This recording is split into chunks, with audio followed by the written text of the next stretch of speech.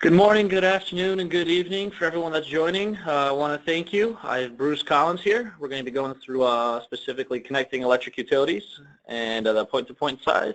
So Bruce, without further ado, I'll send it over to you. Okay, thanks, Andrew. Again, this is Bruce Collins. I'm the product manager for our point-to-point portfolio here at Cambium. The topic today is we're going to be looking at different solutions for connecting electric utilities. So this will be a little bit of a mixture of applications and examples of how customers are using our product in the electric utility space. I'll do a quick run through of the products for those that aren't as familiar with Cambium. I'll kind of hit on some of those products, and then we'll have plenty of time for questions. So if you want to put questions in the chat window on your webinar interface, then we can take those as they come. And Andrew will kind of read through those, and we'll weave those into the session as we go. So as a little background, Cambium you may know Cambium as being a provider to service providers and other industries around in different verticals. But one of the verticals that we see a lot of growth in is in the electric utility space, and we see a lot of applications that both the rural co-op as well as the large operating companies around the world are using the Cambium's wireless solutions to solve different problems. So we're going to cover that today. Some of the drivers that we see in this vertical or this industry, there's a ongoing move towards distributed energy resources. So this is everything from the charging stations that you'll see with electric cars to solar panels to other types of wind and other generation capabilities. And as those are remotely or rurally deployed, being able to tie those back into the infrastructure from an IT or communication standpoint becomes important. We also see almost a day doesn't go by you don't hear about cybersecurity threats and the ability to be compliant with NERC CIP standards. One of the things that we have built into our solutions from day one is the ability to deliver secure communications, and that's not just the secure encryption over the air, but protecting the management interfaces and putting in capabilities in the product. For example, to be able to change the manage password control and manage multi-user access to systems and audit what's happened and what's changed on the systems. All of these things help operators become compliant with the NERC CIP standards. Outage costs, the ability to quickly locate a fault, isolate it, and restore service is a huge opportunity to save costs and to differentiate an operator over other utilities. Having disaster recovery scenarios in place, having wireless communications in case the fiber connection gets cut, having communications to all parts of the organization can help with reducing those outage costs. So we see that as another driver. And then the last one on the list here is the ability to deploy broadband services out to the field area network. So this is while the technician is in the field, there are a number of different applications that we see evolving and emerging for those field area networks, and I'll go through some of those applications as we look at the details. If we look at an overall end-to-end utility system, starting with generation on the left, going through transmission and then distribution, I'll show you here what we see as Cambium's vision for how to overlay this electric utility operation with wireless broadband. And what you'll see here is certainly a very typical or traditional approach is to offer a licensed microwave ring. So this is licensed point-to-point in a ring topology that can provide a high capacity, multiple gigabits per second backbone around the geographical area that's covered by the utility. Off of that ring, there's a number of spurs or nodes that go out to either substations, SCADA masters that are collecting SCADA information from the different remote devices, as well as out to the automatic meter reading infrastructure that is collecting the information from the smart meter aggregation devices. And so you'll see in this diagram that you have the ability to take advantage of licensed microwave as a backhaul or as a backbone, then transport point-to-point links out to the remote areas, and then using our multi-point capabilities to aggregate large numbers of devices before passing them up over the transport system. So we see the opportunity to deliver data from complete end-to-end solution all tied together through our Maestro management system that provides a single pane of glass view as far as what's happening from an end-to-end perspective on the communications infrastructure. For some of these substations, there'll also be a need to supply high-capacity broadband for things like video surveillance, safety and security, the ability to provide remote access for the technicians while they're in the field so they can get access back to the corporate infrastructure. So you can see that as we've added our Wi-Fi capabilities, you now see both a transport capability from end to end, but also a access and Wi-Fi capability at these critical or strategic substations. So some of the applications we hear about and that we see customers deploying, I talked about remote office connectivity. This is again the ability to have a technician in the field essentially use all the same applications that are available to those employees that are back in the central office. So you see access to all the different services that might be accessible there. Smart meter aggregation, we have customers that are using our PTP820 or PTP650 and even our PMP450 to aggregate data coming from different smart meter aggregation devices. With our CMPilot product, we can provide Wi-Fi coverage at substations and remote operation centers. So this is again the ability for a technician to go into the field, use the same devices, whether it's a smartphone or whether it's a laptop, and get access to the network. And then we see an area that is growing and can definitely take advantage of some of the higher capacity systems that we have, which is substation and distribution SCADA data. This is the information that both for monitoring and control of critical infrastructure with our solutions that can be reliably and securely deployed across wireless as either a primary transport mechanism or as a backup mechanism. And you'll see additional products coming from Cambium in the future that delve deeper into this part of the applications.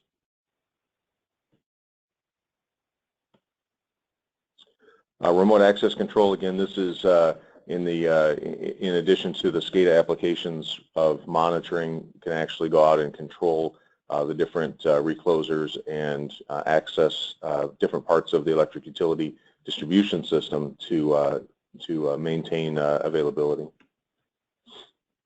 And then we talked about before about the fault location and service restoration. This is about identifying those faults, having the ability to instrument more nodes in the network and get access to data from more nodes in the network brought back to a central location will assist the utility in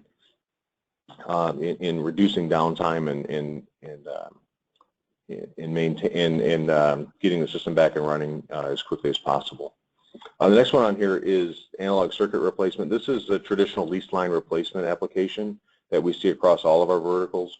The ability to eliminate those monthly fees and the operating expense that's associated with those and go to a private network can save not only the operational expense budget that goes out the door each month to the local telephone company, it can also provide more control over the network, more security, and more reliability.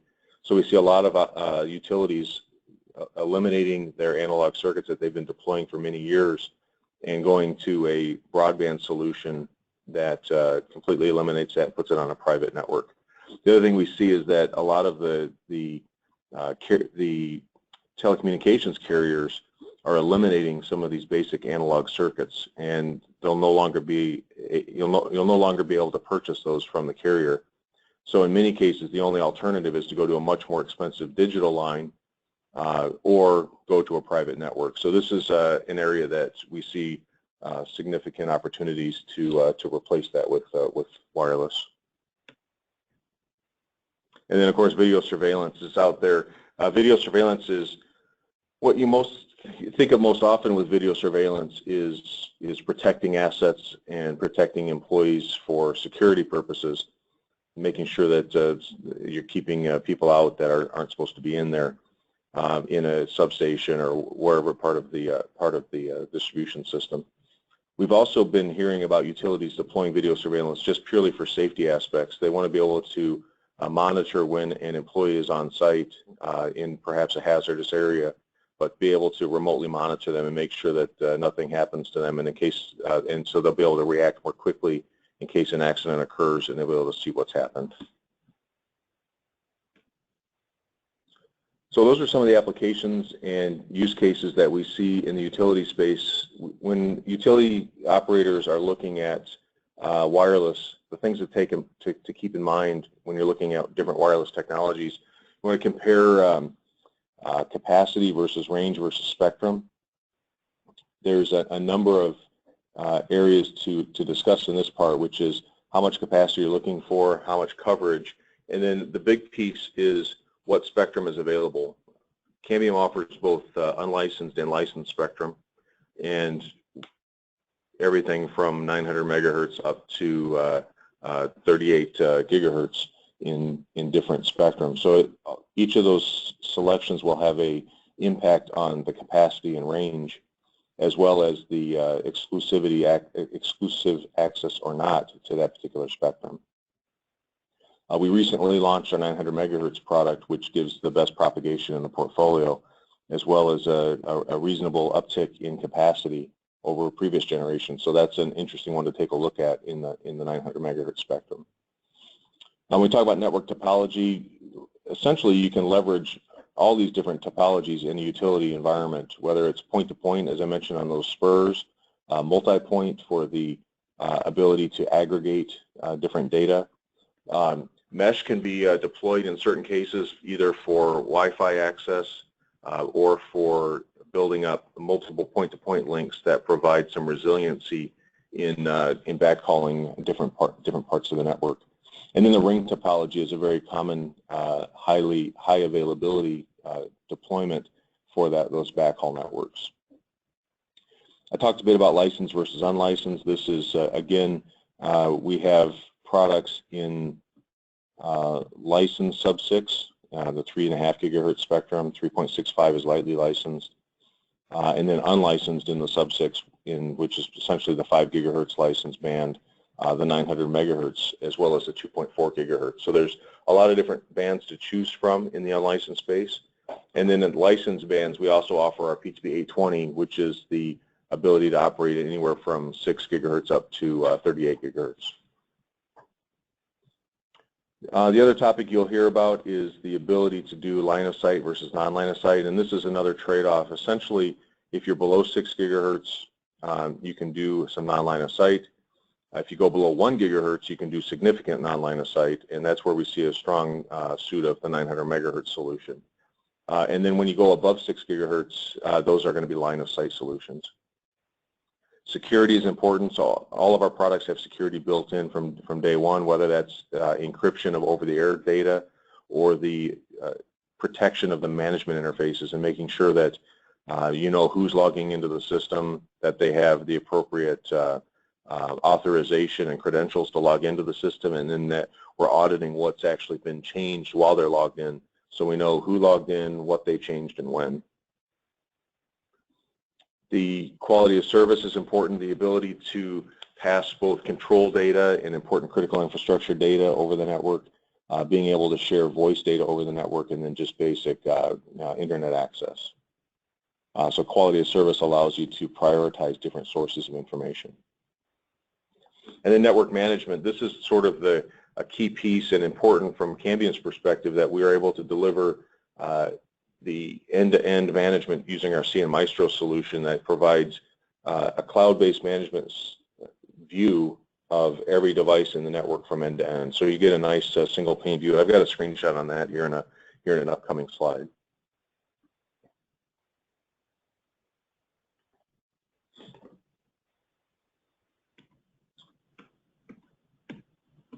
So again, some of the benefits to utility in looking at these different trade-offs are the ability to reduce outages, manage the power quality, reduce operational costs. This is important for utilities as they look to reduce the monthly OPEX, and in many cases, a little bit of capital expense up front can significantly reduce the operating expense down the road. So this is a key area for deploying these field area networks, is to the trade-off between a private network that I completely own and control and can secure versus a public network that I'm going to be paying a monthly cost, and I have to track all those different devices. I have to manage who has access to the 4G network, who has access to which device. Did I stop using that device? Can I stop paying for it? There's all the operational overhead of using a public network that can be eliminated by going with a private network and having that completely owned and under your control. And then finally, minimizing the security risk. This is again about NERC CIP compliance, video surveillance, and then that centralized access control. So whether I can control lift gates and remote access into the substations. So I'll give you a quick view on the Cambium technology. As I mentioned, when we look at a complete network, we're looking at across the bottom of the screen, starting in the lower left, long distance transport. This can be done with our point-to-point 650 or our PTP820. Then we get into distribution. This is with the PMP450 or ePMP to distribute to large numbers of multi-point nodes. And then when you get out to the edge, either our subscriber modules for our PMP products or the CMPilot to deliver Wi-Fi access to the end user at those remote locations. So the products that cover the entire spectrum there, and then you can see that from 200 kilometers to 2 meters, but then also a Maestro that provides an overall planning, provisioning, network management across all of those devices.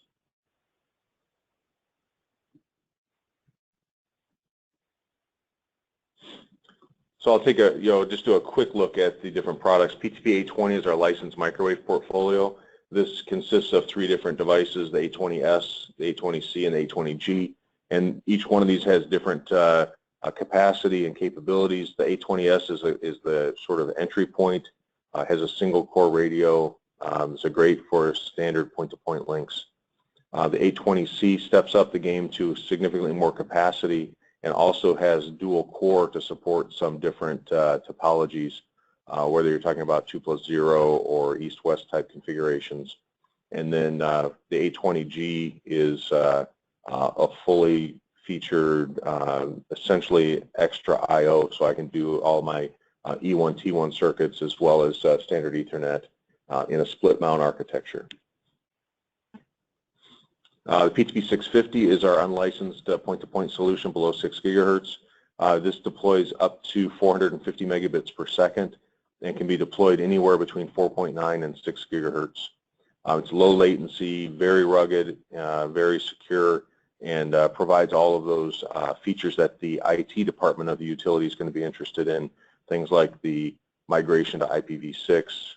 This has the most feature-rich security capabilities for NERC CIP compliance, as well as 1588 and SYNC timing for precise timing applications.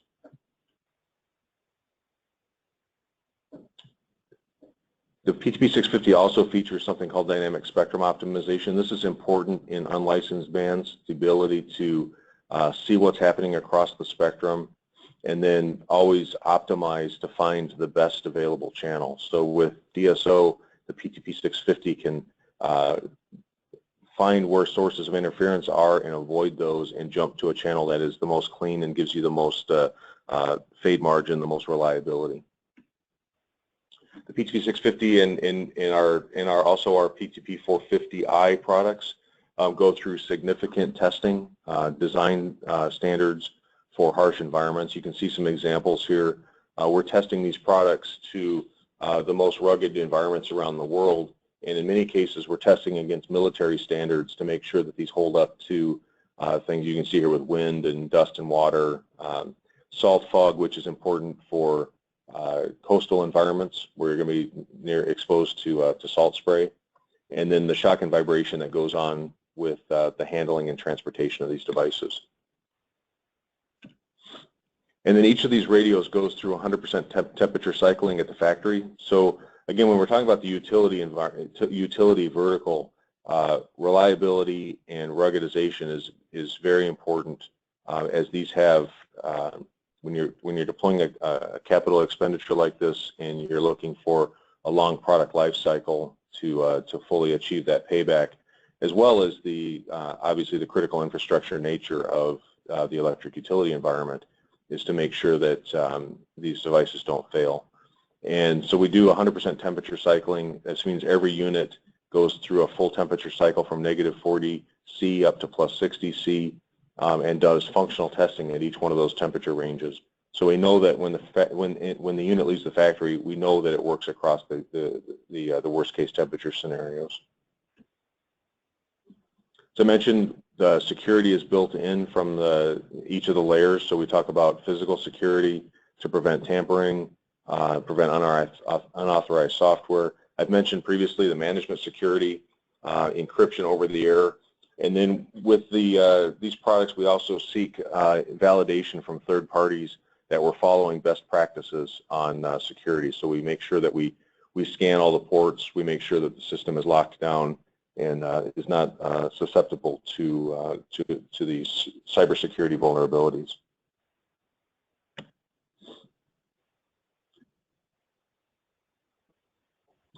One of the areas that I'll mention here is spatial diversity. This is important when you're talking about going over long distances over a flat surface. So this might be in a very rural area where I'm going over a large flat surface or going over water. The products feature a capability called spatial diversity that allows you to deliver reliable services across these highly reflective environments. So I'll move to our PTP450i. This is a product we launched late last year. This is also a ruggedized platform, and it supports 4.9 to 5.9 gigahertz. So this, you can see in the environment here, it's highly ruggedized. It's available in connectorized or integrated. This product delivers today around 130 megabits per second, and with software upgrades coming through the year, this will increase up to about 250 or 260 megabits per second in capacity. We just recently, well, in fact, the PTP450 at 900 megahertz will actually start shipping this month. This is a new product for us. It operates in the 900 megahertz spectrum, which gives you excellent propagation. It operates in that 902 to 928 ISM band in 900 megahertz, so it's the unlicensed portion of the 900 megahertz. Available in different channel sizes, and you can see that it mates very nicely with that 12 dBi Yagi antenna that you see in the picture there. So we see this as a great application for long distance coverage, providing capacity for utility applications in that 900 megahertz spectrum. We also offer our PTP450 platform. This is what's used in this product is it's available in the 3.5 gigahertz spectrum as well as the 3.65 gigahertz. So this is the licensed and lightly licensed spectrum. So some electric utilities that are interested in a licensed solution, the PTP450 is a great alternative for that. And similarly, we offer the PMP450, which is our multi-point solution. This is the most scalable architecture or scalable platform in the industry to deliver lots of capacity to lots of end nodes. So you can deliver up to 238 end nodes off of a single access point, and using our synchronization capabilities, put multiple access points on a tower in multiple bands on a tower. So just significant amounts of scalability and capacity that can be deployed in a reliable, secure fashion with the PMP450i. And the other thing is, if you haven't seen this product, this is also relatively new. You can see that we've introduced this new ruggedized packaging as well for the 450i. So now you have not only the scalability and performance, but importantly for the utility industry is that rugged enclosure, which is IP66-67. The 450i also supports an 802.3 AT compatible power scheme.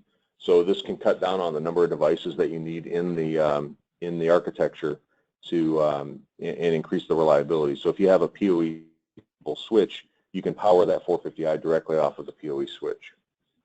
And then it also has an auxiliary port with PoE output. So you can put, for example, a PoE power over Ethernet video camera on an output port and automatically have both a video camera co-located with the radio as well as your payload data that you're collecting from that remote node, and essentially eliminating the need for a switch in some cases. Just like we have the 900 megahertz in point-to-point, we're already deploying a point-to-multipoint version of the 450i in 900 megahertz. You can see here both the subscriber module uses that Yagi antenna in the upper left, and then we have the access point in the lower right, which is the a 900 megahertz sector antenna.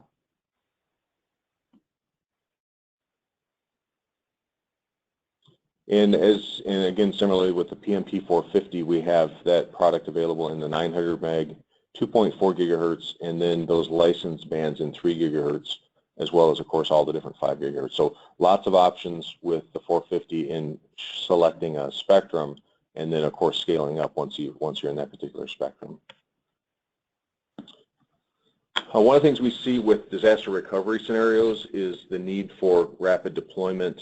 This might be in the case of restoring service to an area, and you need quick communications to either the crew that's out there working the system or being able to put in a backup scenario so that if a fiber gets cut and I need to go quickly deploy backup communications to a critical port of the network.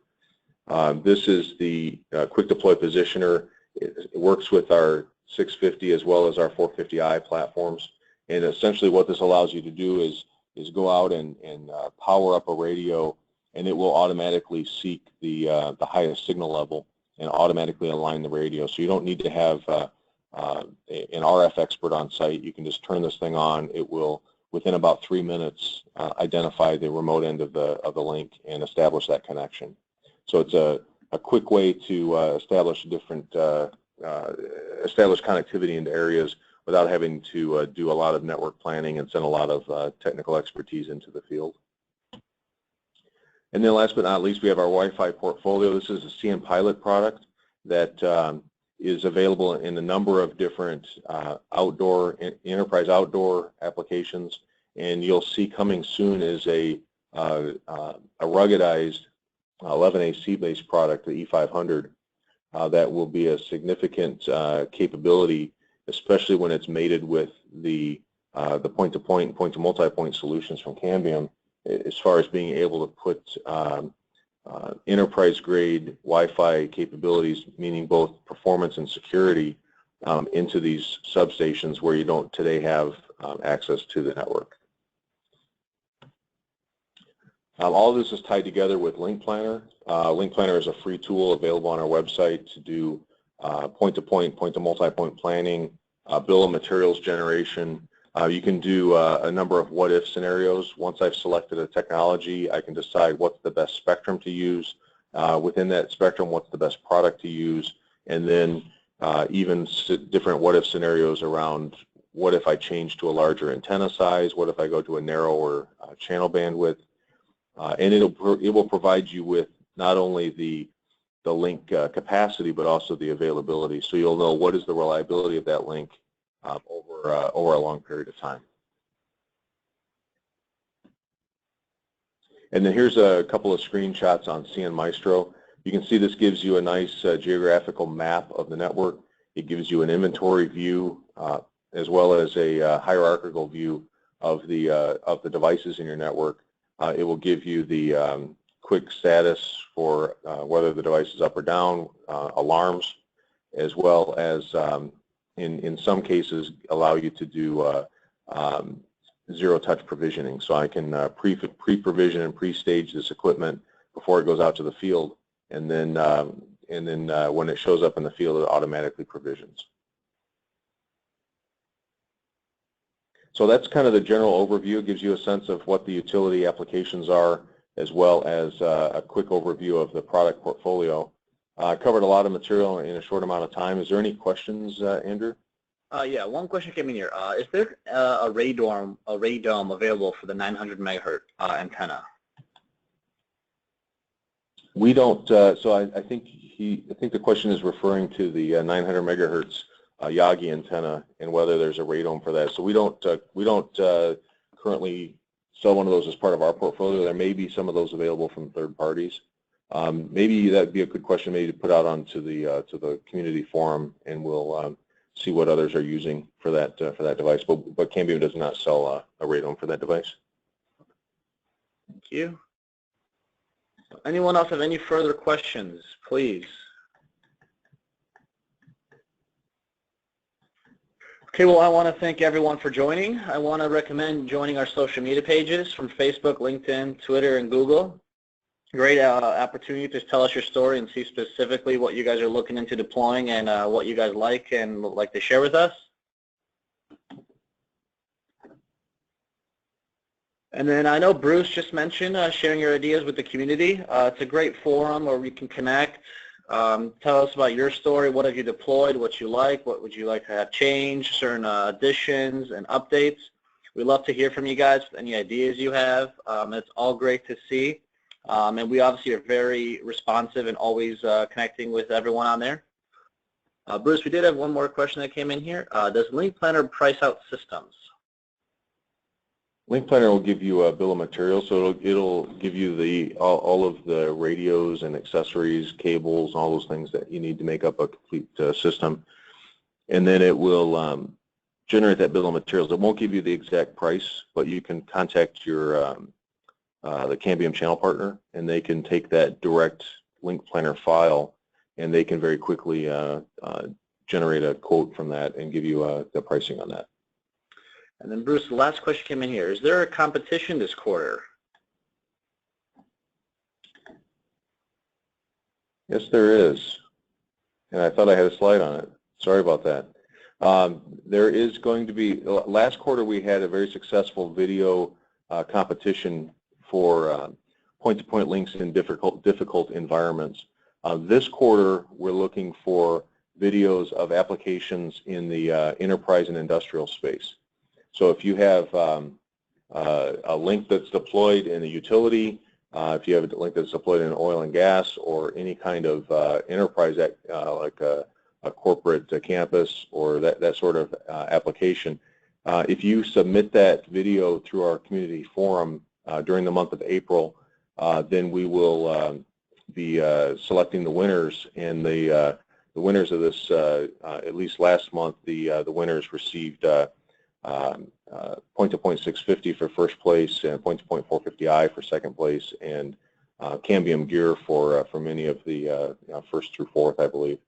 So it will be similar prizes in April, and again, that's for industrial and enterprise applications. And we're looking for the best videos from around the world that you can then, and if you'd like to, you can still go on the website and see the submissions from last month for the difficult PTP links. And that was really some interesting videos out there. If you take a look, some people have done some nice things with drones and being able to see what they've done with the different installations. So definitely worth checking out. There's pretty cool videos out there. Fantastic. Thank you, Bruce. Well, I believe that's all we have for today. If there are no further questions, I want to thank everyone for joining. Recommend posting those videos as soon as possible. And like Bruce just said, you can look at what the old posts have been, and you can kind of get a general idea of how that you can use. And we will be voting on those as well. So thank you everyone for joining, and have a great day and a great evening.